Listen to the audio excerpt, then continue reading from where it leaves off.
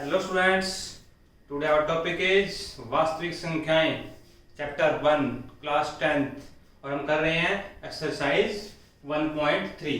Very very important question जो हमने यहाँ पे प्रूव करना है कि ये संख्या अपरिमेय संख्या है, ये परिमेय संख्या है। तो ये क्वेश्चन वेरी इंपॉर्टेंट क्वेश्चन है और ध्यान देखिए, एक बात को समझिए। ये वो सिंपल क्वेश्चन नहीं है, मल्टीप्लिकेशन डिवीजन ये करना वो करना, ये सिंपल क्वेश्चन नहीं है। ये बहुत अच्छे क्वेश्चन है। अगर इसको आप कोशिश करोगे तब समझ पाओगे। अगर आप सोचते हो कि हाफ माइंड यहाँ पे हाफ कहीं और चल रहा है तो समझ नहीं पाओगे इन क्वेश्चंस को। और एक बार आपके समझ में आ गए स्टेप्स, फिर कभी भूल नहीं पाओगे। ठीक है, अगर आप अब यहाँ पे इसको समझने की कोशिश नहीं करोगे तो फिर कहीं भी कोशिश कर लेना, आप समझ नहीं पाओगे इन क्वेश्चन को। अंडरस्टैंडिंग ज्यादा है, कर सोल्व करना जो इसका इनको सोल्व करना है मल्टीप्लिकेशन वो कम है, समझना इनको ज्यादा है। ठीक है, अब देखो ध्यान से, हमारे पास क्या है, हमारे पास दो टाइप के क्वेश्चन है यहाँ पे। अभी यहाँ पे मत देखना है, अपने यहाँ पे देखना आपने, अभी समझो, मैं वापस समझाता हूँ आपको। हमारे यहाँ पे दो टाइप के क्वेश्चन है और जो मोस्टली 100% आते हैं एग्जाम में।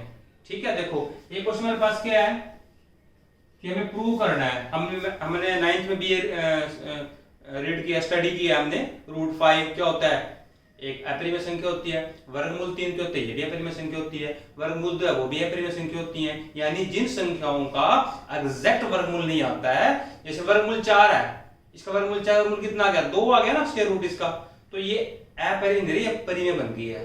तो जिन संख्याओं का एग्जैक्ट वर्गमूल स्क्वायर रूट नहीं आता है वो सारी सारी क्या होती है, अपरिमेय संख्या होती है। जैसे वर्गमूल 2, वर्गमूल 3, वर्गमूल 5, वर्गमूल 6, वर्गमूल 7, वर्गमूल 8, वर्गमूल 9 नहीं, तो इसका वर्गमूल 3 आ जाता है उसका आंसर। तो वर्गमूल 10, ये सारी की सारी। तो एक तो आपको इस टाइप क्वेश्चन है, देखो ध्यान से सोल्व करें। हमने प्रूव करना है कि ये इसको हमने प्रूव करना है।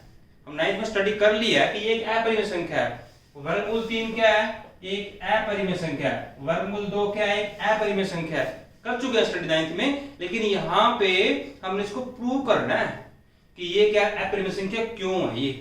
ठीक है, तो एक क्वेश्चन बनता है इस टाइप से कि वर्गमूल 5 को प्रूव करो अपरिमेय संख्या, वर्गमूल 3 को प्रूव करो कि अपरिमेय संख्या क्यों है, वर्गमूल 2 को करो, वर्गमूल 7 को करो, वर्गमूल 11 को करो। ऐसे एक क्वेश्चन तो बनता है ऐसे।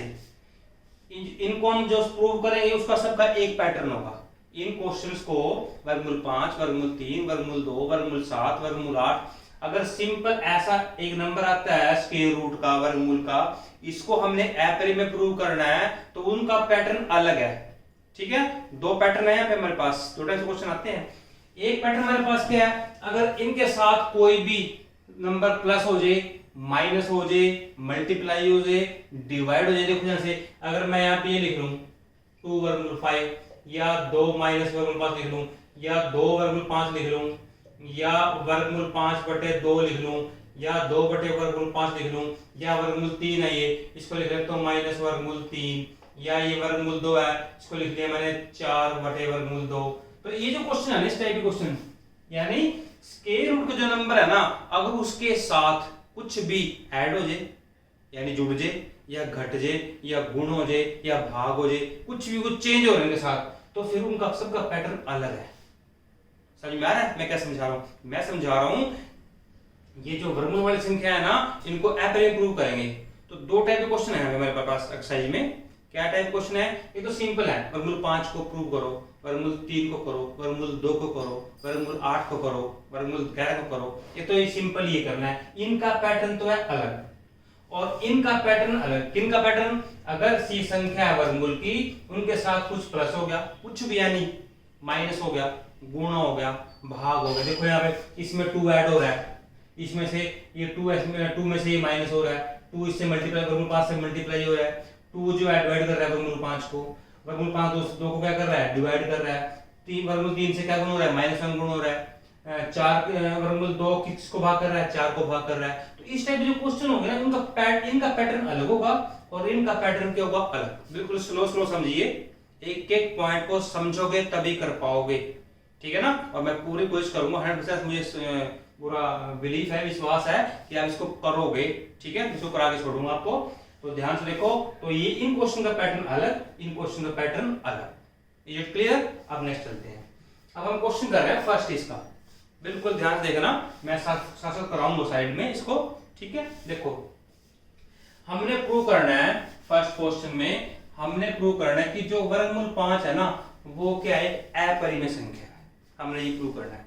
तो इसको लेके चलते हैं रिवर्स, हम कहते हैं नहीं ये अपरिमेय नहीं है, ये क्या है, परिमेय संख्या है। देखो ध्यान से, हमने मान लिया, क्या मान लिया हमने कि ये जो वर्गमूल 5 है ना ये क्या है, अपरिमेय नहीं है, क्या है ये, परिमेय है, ठीक है ना। तो हमने मान लिया कि माना वर्गमूल 5 एक परिमेय संख्या है। Is it clear? अब देखो ध्यान से, कौन सी होती है परिमेय संख्याएं, बिल्कुल एक स्टेप को ध्यान देते जाओ बेटा, बिल्कुल ध्यान से।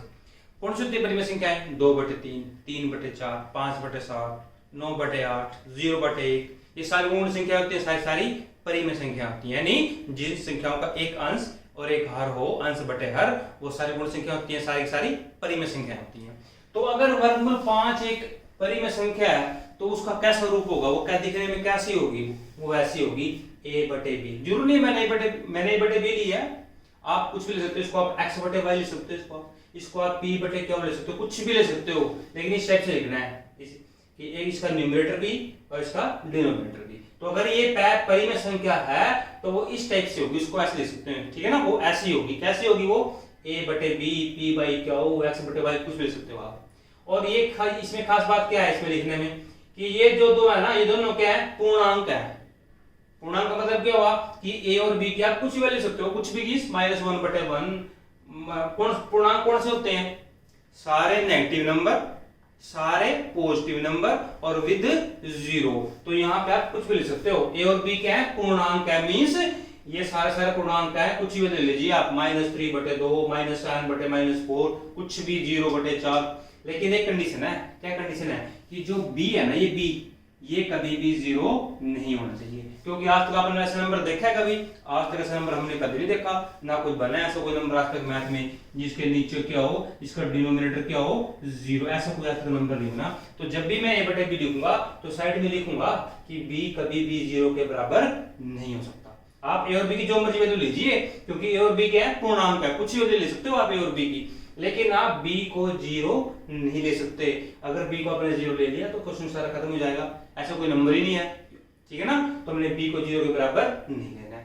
और क्या करना है हमने, ओके, और देखो ये लिखना है कि a और b में है ना, एक के अतिरिक्त कोई अभाज्य गुणनखंड नहीं है। ये वेरी इंपॉर्टेंट समझने का है, ठीक है ना। क्या बोल रहा है, ये बोल रहा है कि a और b में एक के अतिरिक्त कोई अभाज्य गुणनखंड नहीं है। इसका मीनिंग क्या हुआ, इसका मीनिंग समझो पहले ध्यान से। इसका मीनिंग ये बेटा देखो ध्यान से, मैंने लिख दिया 4/6। अब यही परिमेय संख्या है, यही परिमेय संख्या नहीं है, संख्या है, लेकिन ये एग्जैक्ट क्यों नहीं है, देखो क्योंकि ये 2 पे कैंसिल हो रही है। देखो 2 दूनी 4, 2 3 6, तो इसमें 2 जो है ना, दोनों का उभयनिष्ठ गुणनखंड है, यानी दोनों क्या हो रही है, 2 से भाग हो रही है, दोनों जो है 2 पे कट रहे हैं, 2 दूनी 4, 2 3 6, तो इनमें एक के अलावा 2 भी उभयनिष्ठ गुणनखंड, उभयनिष्ठ मींस जो दोनों में कॉमन हो, तो ये 2 से 2 दूनी 4, 2 3 6, 2 पे भाग हो रही है। इसका अर्थ क्या हुआ कि इन दोनों में जो उभयनिष्ठ गुणनखंड है, यानी जो कॉमन फैक्टर है, वो कितना है, 2 है। तो मैं इसको कैंसिल किया, 2 दूनी 4, 2 3 6, अब बन गई ये, अब ये बिल्कुल सही, जो सही फॉर्म है इसकी वो ये आई है, 4/6 कितने आई है, 2/3 आई है। तो मैंने इसको यहाँ पे क्या लिखा मैंने, कि जो a/b कैसा है, a और b तो क्या 2 पूर्णांक है, b कभी 0 के बराबर नहीं हो सकता। और तीसरा क्या लिखा मैंने, ये लिखा है कि a और b में ना एक के अलावा, यानी इस फॉर्म में है कि a और, अब यहाँ पे देखो ध्यान से, अब यहाँ पे ये दोनों किसी पे नहीं भाग होते, सिर्फ एक पे भाग होते हैं, एक पे, ठीक है ना, और किसी पे देखो भाग नहीं होते दोनों को दोनों। तो यहाँ पे ये क्या है कि इन दोनों में अब एक के अतिरिक्त कोई भी उभयनिष्ठ गुणनखंड नहीं बचा, है ही नहीं है। ऐसे में यहाँ पे हमने लिखा है कि a और b में एक के अतिरिक्त कोई भी अभाज्य गुणनखंड नहीं है। अब सब समझ आएगा सारे आपको, ये स्टेप सारे समझ में आ चुके हैं ना आपको, ठीक है। क्या लिखा मैंने, ये एक परिमेय संख्या है, मैंने मान लिया है कि वर्गमूल 5 का एक परिमेय संख्या है, और कैसी है फिर ये, a/, इस फॉर्म में होगी, और a और b क्या है, यहाँ पे पूर्णांक है, आप कुछ भी ले सकते हो, अपनी मर्जी से आप कुछ भी ले सकते हो, और b क्या है, कभी भी 0 बराबर नहीं हो सकता है, और a और b क्या है, इनमें एक के अतिरिक्त कोई भी अभाज्य गुणनखंड नहीं है। Is it clear? अब करते हैं नेक्स्ट स्टेप, चलते हैं हम। ये आप इसको ले लो कि ये क्या है, हमारे पास इक्वेशन 1, ठीक है। उसके बाद देखो हमने क्या किया, इसको इसके नीचे एक लिखा और इसको आर पार क्रॉस मल्टीप्लाई कर दिया, इसको गुणा कर दिया। तो ए को 1 से करेंगे, 4 एकम 4 होता है, तो ए को 1 से करेंगे ए आ गया, और 5 गुना ये वर्गमूल 5 गुना बी आ गया, ये बन गया। उसके बाद क्या करो, दोनों तरफ का वर्ग कर दो, ए का वर्ग किया और इसका वर्ग किया, तो वर्गमूल 5 का वर्ग अलग कर दो और बी का वर्ग अलग कर दो, तो वर्ग से वर्गमूल क्या हो जाएगा, कैंसिल, 5 20 के आ गया।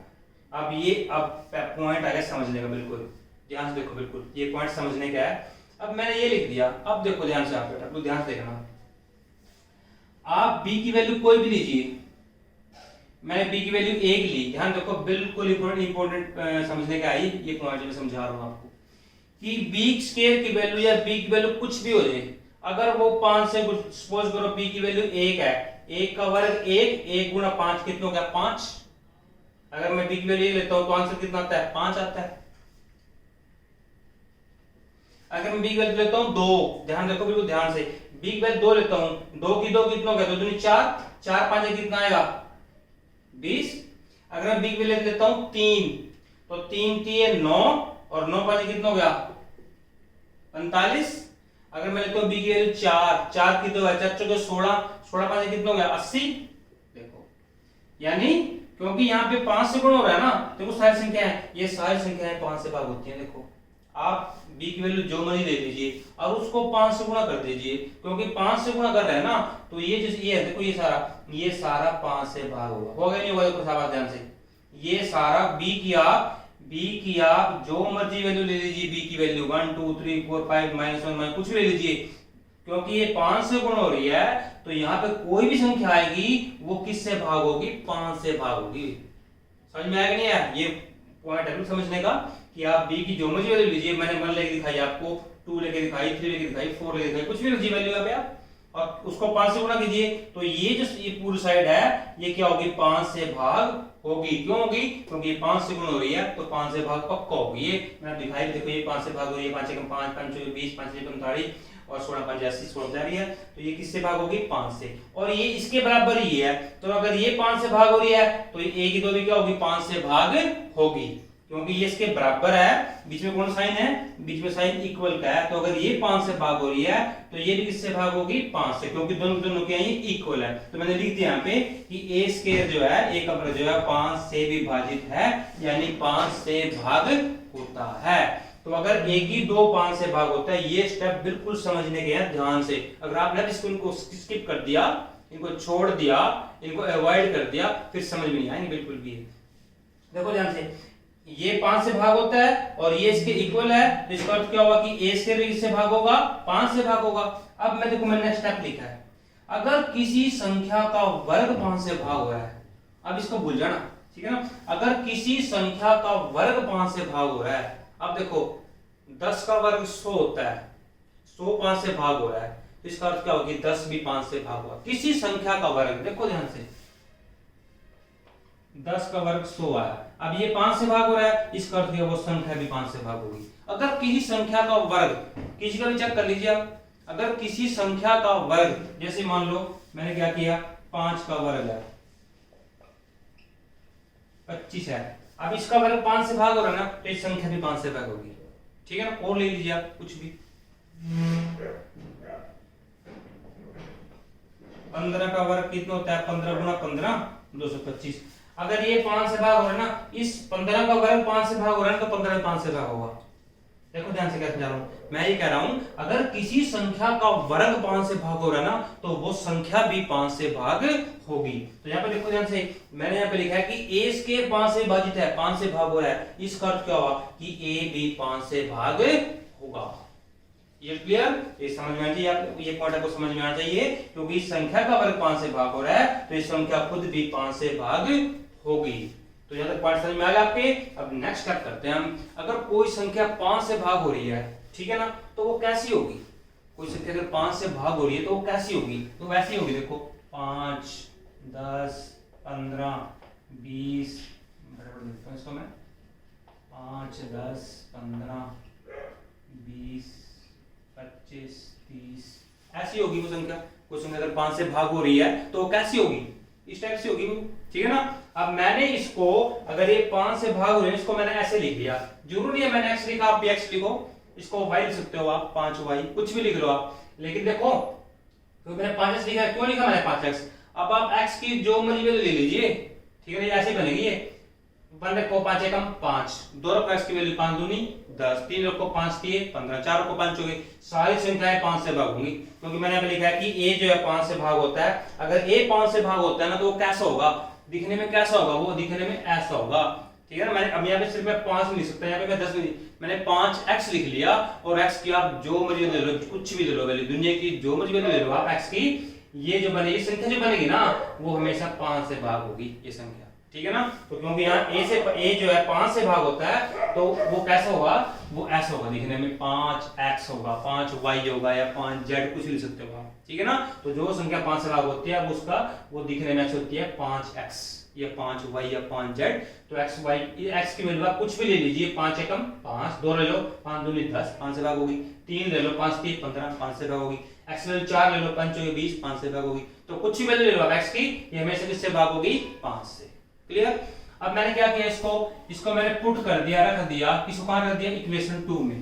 देखो इक्वेशन 2 थी ये, यहां मैंने इसकी वैल्यू पुट कर दी है, a की वैल्यू कितनी पुट कर दी है, 5x, तो 5x का वर्ग बराबर है 5b। देखो a की वैल्यू यहां पुट कर दी मैंने, इसको लिख लेता हूं मैं, ये इक्वेशन 2 थी, a स्क्वायर बराबर है 5b स्क्वायर, और मैंने एक वैल्यू पुट कर दिया है 5x, और उसका वर्ग ये हो गया, और 5 का वर्ग होता है 25, x की 2, 5b स्क्वायर, ये 5 गुणा है भाग हो गया, और 5 बचे 25, यहाँ पे 5x की 2 बराबर है b की 2, और फिर वही पुराना पैटर्न स्टार्ट हो गया। मैंने यहाँ पे समझाया था ना स्टेप्स, ये समझाया था मैंने आपको, बिल्कुल सेम, देखो ध्यान से। अब ये क्या है, x की जो मर्जी वैल्यू, क्योंकि 5 से गुण हो रही है, तो इसका अर्थ क्या हुआ कि ये सारे क्या है, ये 5 से भाग होंगे पूरे पूरे। x की आप जो मर्जी वैल्यू पुट कर लीजिए, 1 पुट कर लो, 2 पुट कर लो, 3 और 5 से गुणा कर दो, तो ये पूरी संख्या किससे भाग होगी, 5 से भाग होगी। x की आप जो मर्जी वैल्यू रख लीजिए, ये जो 5x की 2 है वो किससे भाग होगा, 5 से भाग होगा, और ये किससे बराबर है, b की 2 के बराबर है। इसका अर्थ क्या होगी, जो b की 2 है वो भी 5 से विभाजित होता है। तो मैंने आपको समझाया है, अगर किस संख्या का वर्ग 5 से भाग होता है, वो संख्या खुद भी 5 से भाग होगी। अब ये क्वेश्चन यहाँ पे आ गया, बिल्कुल वेरी इंपॉर्टेंट पे आ गया, पॉइंट पे आ गया। मैंने यहाँ पे लिखा है कि b जो है 5 से विभाजित होता है, और यहाँ मैंने लिखा था कि a 5 से विभाजित होगा। देखो ध्यान से, यहाँ लिखा मैंने a 5 से भाग होता है, वहां लिख दिया मैंने b भी 5 से भाग होता है, और यहाँ मैंने क्या लेट किया था, क्या सपोज किया था, मैंने क्या माना था, हमने कहा था कि a और b में एक के अतिरिक्त कोई भी अभाज्य गुणनखंड, कोई भी उभयनिष्ठ, ये उभयनिष्ठ लिखना है यहाँ पे,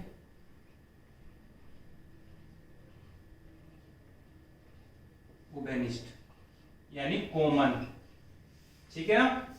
तो a और b में एक के अतिरिक्त कोई भी उभयनिष्ठ अभाज्य गुणनखंड नहीं है, लेकिन यहां मैंने दिखा दिया कि a और b जो है दोनों 5 से भाग हो रहे हैं, ठीक है ना। एक ये कह रहा है, यहाँ पे वो लेट कर रहे हैं कि एक के अलावा कोई है ही नहीं है, दोनों में अभाज्य है, दोनों में गुण कॉमन गुणनखंड। लेकिन यहाँ हमने प्रूव कर दिया कि a भी 5 से भाग हो रहा है, b भी 5 से भाग हो रहा है। इसका अर्थ क्या हुआ कि हमने जो पोजीशन की थी, ये हमने लेट किया था, जो ये मानना था, हमने क्या माना था कि ये देखो, जो कि हमारे अतः a और b में 5 उभयनिष्ठ गुणनखंड है, जो कि हमारे द्वारा मानी गई इस बात का विरोध करता है कि a और b में एक के अतिरिक्त कोई भी उभयनिष्ठ गुणनखंड नहीं है। इसका अर्थ क्या हुआ कि हमारा मानना गलत है कि वर्गमूल 5 क्या एक परिमेय संख्या है, हमने गलत मानना है, ये परिमेय नहीं है, ये क्या है, अपरिमेय संख्या है।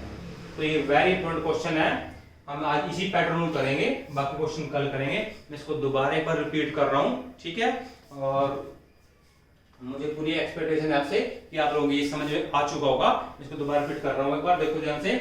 हमने माना है कि वर्गमूल 5 क्या है, वर्गमूल 5 हमने क्या प्रूव करना है, अपरिमेय संख्या प्रूव करना है। तो मैंने स्टार्टिंग में बताया था कि वर्गमूल 5, वर्गमूल 3, वर्गमूल 2, वर्गमूल 7, ये सारे क्या है, इनका पैटर्न अलग है। अगर इनके साथ कोई मल्टीप्लाई हो रहा है, कुछ गुण हो रहा है, भाग हो रहा है, उनका पैटर्न अलग बनना है, क्वेश्चन करने का पैटर्न ही अलग होगा, उसको किसी और तरीके से करेंगे, स्टेप्स अलग होंगे, ठीक है। तो इनको इनमें से ये जो क्वेश्चन है सब स्टेप्स सेम होंगे।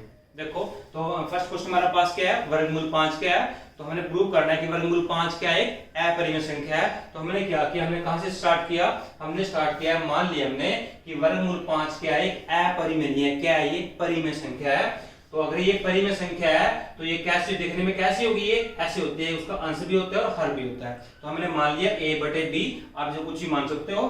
तो लेकिन ये a और b क्या दोनों क्या है, पूर्णांक है।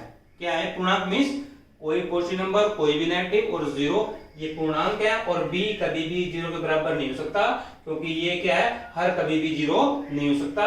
और एक और हमने मानना है, क्या किया लड़के हमने कि a और b में एक के अतिरिक्त कोई भी उभयनिष्ठ अभाज्य गुणनखंड नहीं है।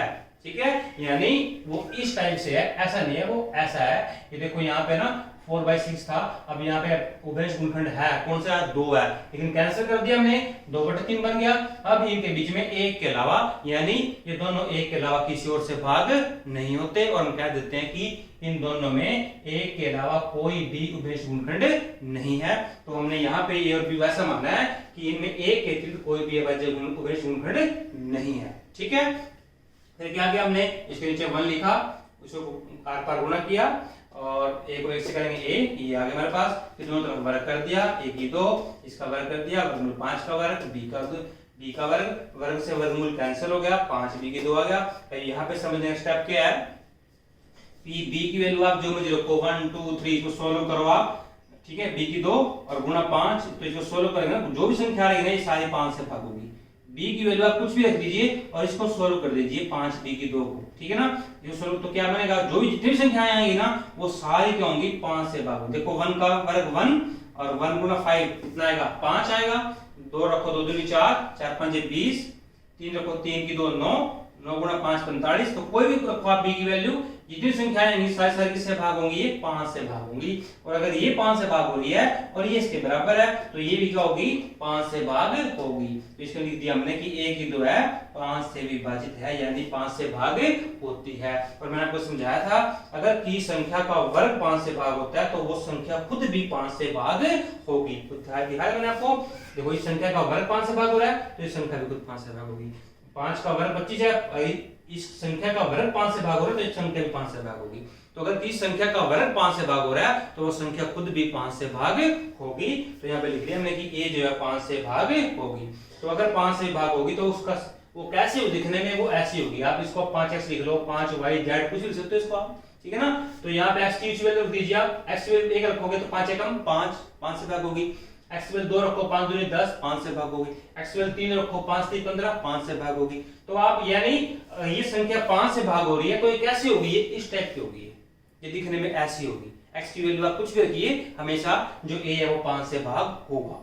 तो अगर ये 5 से भाग होगा, हमने क्या किया, इसको पुट कर दिया इसमें इक्वेशन 2 में, यहाँ पुट कर दिया मैंने, इक्वेशन 2 में पुट किया। ये इक्वेशन 2 थी आपकी, a की 2 बराबर 5b की 2, a की वैल्यू 5x हमने यहाँ पे रख दी, 5x की 2 बराबर 5b की 2, 5 का वर्ग 25, 25x की 2, 5b की 2, गुणा था 5 गुणा है भाग हो गया, 5 5 25, ये कट गया आपका, 5x की 2 बराबर है। और ये दोबारा फिर वही स्टार्ट हो गया जो हमने यहाँ पे किया था। ये 5 से x की आप कुछ भी वैल्यू रखो, x की वैल्यू यहाँ पे कुछ भी रखो आप, और उसको 5 से गुणा करो। ये जो साइड है ये हमेशा 5 से भाग होगी, क्योंकि ये साथ 5 गुण हो रहा है। तो x की आप कुछ भी वैल्यू रख दीजिए, ये 5 से भाग होगी। अगर ये 5 से भाग होगी ये वाली साइड, तो इसके बराबर ये है, तो b की 2 भी 5 से भाग होगा। तो लिख दो इसको कि 20 के जो है वो 5 से विभाजित होता है। अगर 20 के 5 से भाग होता है, अगर किसी संख्या का वर्ग 5 से भाग होता है तो वो कुछ संख्या भी 5 से भाग होगी। ठीक है, तो अगर ऐसा हो गया तो देखो यहाँ पे क्या हो रहा है कि b भी 5 से भाग हो रहा है, a भी 5 से भाग हो रहा है। तो ये क्या है, अतः a और b में 5 जो है वो क्या है, उभयनिष्ठ गुणनखंड है, दोनों में कॉमन है। वो a को विभाग कर रहा है, b को विभाग कर रहा है 5। ठीक है, तो जो कि हमारे द्वारा मानी गई इस बात का विरोध करता है, खंडन करता है, अपोज करता है। किस बात का अपोज करता है कि a और b में एक के अतिरिक्त कोई भी गुणनखंड नहीं है, एक के अतिरिक्त कोई भी उभयनिष्ठ गुणनखंड नहीं है, इस बात का विरोध कर रहा है ये। यहाँ तो हमने ये माना था कि एक के अलावा कुछ उभयनिष्ठ गुणनखंड है ही नहीं है, यहाँ हमने प्रूव कर दिया कि दोनों में 5 जो है वो उभयनिष्ठ गुणनखंड है। अतः जो हमने लेट के जो सपोज किया था वो क्या था, गलत था, ये परिमेय नहीं है, ये क्या है, एक अपरिमेय संख्या है। ठीक है, तो मैं मुझे ऐसे आप लोगों से ऐसी एक्सपेक्टेशन है कि आप लोगों को समझ में आ गया होगा। अगर आपके समझ में आया अच्छी तरह से तो लाइक का बटन जरूर दबाएं। अगर समझ में नहीं आया है तो दोबारा कमेंट में लिखें, मैं दोबारा ट्राई करूंगा कि जो आपके समझ में नहीं आया उसको समझा सकूं। Okay, thank you.